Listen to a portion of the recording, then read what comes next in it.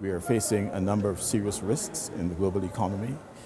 We have just had a terrible violent extremism incident in Europe. We know this is happening in other parts of the world, in the Middle East, in Africa, Nigeria specifically. We face the threat of climate change. We have an El Nino that has formed in the tropical Pacific, and we're feeling the effects of that. We have a slowing global economy. These are all risks. Pandemics, another one.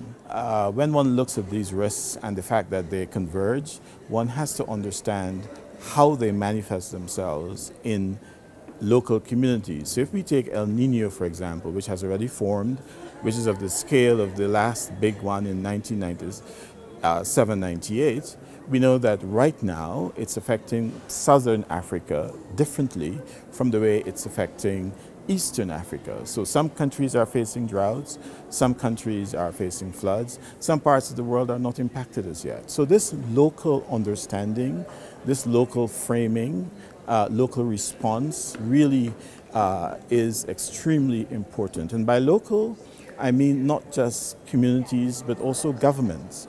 It's no longer a situation where we can have only federal or national governments involved. The governments that are closest to the people also need to be very much involved. The conference to me was an opportunity for African stakeholders, 38 governments, several institutions, civil society, to really speak to the issues of the day. That this has to be an agenda that is everyone's business.